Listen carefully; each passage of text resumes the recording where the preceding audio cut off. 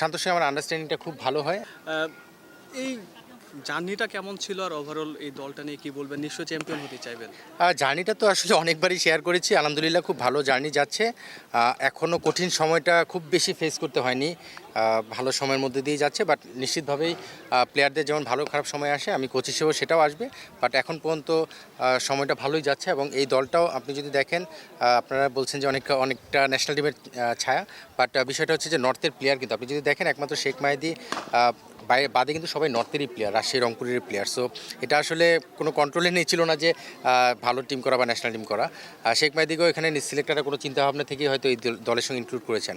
So আমি lucky যে এমন দলগুলোর সঙ্গে কাজ করছি যেই দলগুলোতে ভালো টিমম্যান পাচ্ছি। প্লেয়াররা আমাকে খুব পজিটিভলি নিচ্ছে, আর ন্যাশনাল সিলেক্টর থাকার কারণে কিন্তু এদের সঙ্গে খুব ক্লোজলি অ্যাটাচমেন্টে ছিলাম। আর তার আগেও এজ গ্রুপের বেশ কিছু প্লেয়ার ছিল। সো সব কিছু মিলে জার্নিটা আসলে আমার একা তো আর হয় না, জার্নিটাতে আমার সাপোর্টিং স্টাফ যারা থাকে তাদের পাশাপাশি প্লেয়াররা কীভাবে অ্যাকসেপ্ট করে সে তার উপর ডিপেন্ড করে। আলহামদুলিল্লাহ খুব ভালো যাচ্ছে এখন পর্যন্ত। হানান ভাই, আরেকটা প্রশ্ন করতে চাই। বিপিএল এ শান্তকে আসলে ক্যাপ্টেন হিসেবে পেয়েছিলেন, বিসিএল ও শান্তকে ক্যাপ্টেন হিসেবে পেলেন। সো আসলে তার সাথে বোঝাপড়াটা আপনার একদম সহজ হয়ে যায় কিনা? আরেকটা ব্যাপার, লিটন দাসের কথা যদি বলি, সর্বশেষ 8 ওয়ানডেতে সে মাত্র 13 রান করেছে, সর্বোচ্চ 6 রান। সো জাতীয় দল থেকে কিন্তু বাদও পড়েছে ওয়ানডেতে। সো কি মনে হয় এই বিসিএল ওয়ানডেটা তার জন্য নিজেকে প্রমাণ করার মঞ্চ কিনা? সামনে যেহেতু ঘরের মাঠে পাকিস্তানের বিপক্ষে 3 ম্যাচের একটা ওয়ানডে সিরিজ আছে। প্রথম হচ্ছে শান্তর সঙ্গে ক্যাপ্টেন্সির যে বিষয়টা, এটা কিন্তু আপনার শান্ত যখন বাংলাদেশ টিমের 3 ফরম্যাটের ক্যাপ্টেন, তখন আমি ন্যাশনাল সিলেক্টর, তার সঙ্গে অনেকগুলো মিটিং অ্যাটেন্ড করেছি। আমি এটা অনেকবার বলেছি, তার আগেও মিনিস্টার আসে যখন হয়েছিল তখন শান্ত ক্যাপ্টেন ছিলাম, টিম ম্যানেজার, টিম করার ক্ষেত্রে একটা ভূমিকা রেখেছিলাম, ক্যাপ্টেন্সি দেওয়ার ক্ষেত্রেও। তারপরে আবহানিতে করেছি, কোচিং এসে আবহানিতে তাকে পেয়েছি, বিপিএলে পেয়েছি, এবার আবার বিসিএলে পাচ্ছি। শান্তর সঙ্গে আমার আন্ডারস্ট্যান্ডিংটা খুব ভালো হয় এবং দুজনের সঙ্গে যেটা হয়, লজিক দিয়ে আমাদের বিষয়গুলো আমরা শেয়ার করে তারপরে টিম কম্বিনেশন বা টিমের বেটারমেন্টের জন্য যেটা দরকার সেটা করার চেষ্টা করি। লিটনের যে বিষয়টা, একটা প্লেয়ার যখন অফ ফর্মে থাকে তখন তাকে ফিরে আসার জন্য একটু সময় দিতে হয়। তো লিটন কিন্তু এখন রিসেন্টলি হোয়াইট বলে টি-20 ফর্মেটটা ভালো শেপে রয়েছে।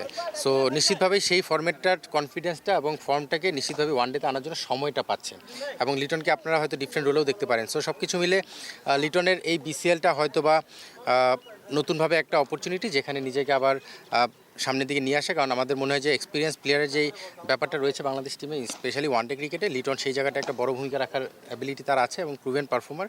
সো যা সময়ের ব্যাপার ছিল, একটা ব্রেকের পরে ওয়ানডেতে আবার ফিরেছে। আমি শিওর যে বিসিএলটা সে সেভাবে নিজেকে প্রমাণ করে হয়তো বা সিলেক্টরদের আবার নতুনভাবে চিন্তাভাবনায় ফেলবেন যে পাকিস্তান সিরিজে তাকে চিন্তা করা যায় কিনা। হানান ভাই, এই দলটাতে ন্যাশনাল টিমের বেশ কজন ক্রিকেটার আছে। উইকেটটা ভালো, আসলে আমরা জানি যে বগুড়া রাজশাহী এই দুটো উইকেটে যখন খেলা হয় আমরা ভালো উইকেট প্রত্যাশা করি এবং স্বাভাবিকভাবে এই উইকেটে খুব বেশি প্রেশার পড়ে না, কারণ খেলা অত বেশি হয় না, যার কারণে প্রেশারটাও কম পড়ে, উইকেট ভালো থাকে।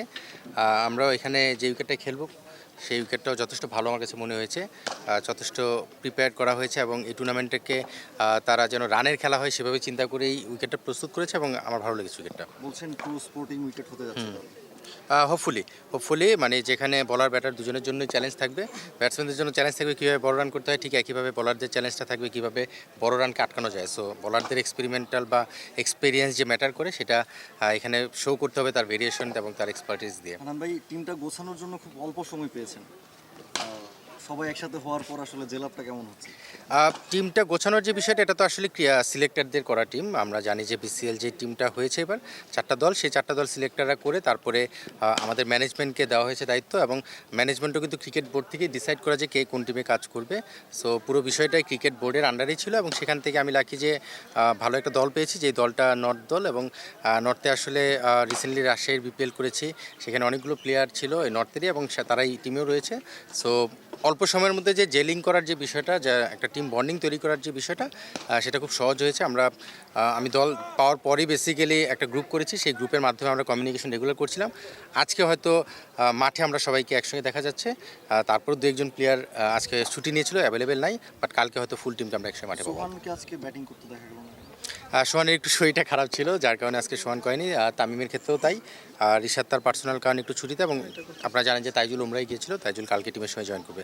সো এই 4জনকে আসলে মাঠে অ্যাক্টিভিটিসে দেখা যায়নি, বাট তারা টিমের সঙ্গেই আছে। ক্রিকেটার আছে, স্পেসিফিক্যালি আপনার কোনো ক্রিকেটারের প্রতি কোনো প্রত্যাশা থাকবে কিনা বা আপনার নজর থাকবে কিনা এই টুর্নামেন্টটাতে?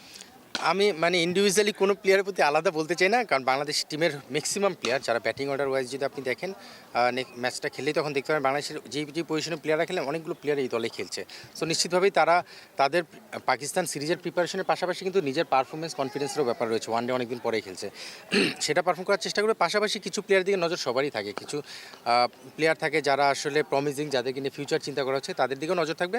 বাট আমি শিওর যে যারাই আছে এখানে ন্যাশনাল টিমের বেশ কিছু প্লেয়ার, তাদের দিকে নজর থাকবে। আমি আসলে আলাদা করে কারো নাম মেনশন করতে চাই না, কারণ প্রতিটা প্লেয়ার জানে যে আমি তাদেরকে কতটা পছন্দ করি এবং তাদের কাছে কীভাবে প্রত্যাশা করি, এবং আমি শিওর যে তারা প্রতিটা প্লেয়ার যার যার জায়গা থেকে সিচুয়েশন অনুযায়ী নিজের কন্ট্রিবিউটটা করার চেষ্টা করবে। শেষ একটা প্রশ্ন করতে চাই, আসলে বাংলাদেশ জাতীয় দলে একজন পিওর অলরাউন্ডারের অভাবটা কিন্তু বহুদিনের। সাকিব আল হাসান নাই, ওহিন কিন্তু রাজশাহীতেও খেলেছে, সে যেভাবে বোলিংটা করে থাকে ব্যাটিংয়েও কিন্তু শেষের দিকে ছোট ছোট ক্যামিও খেলতে পারে। সো কি মনে হয় তার মধ্যে সাকিব আল হাসানের ছায়া দেখতে পান কিনা, বা কি মনে হয় তাকে দিয়ে সম্ভব কিনা একটা অলরাউন্ডারের অভাব দূর করা?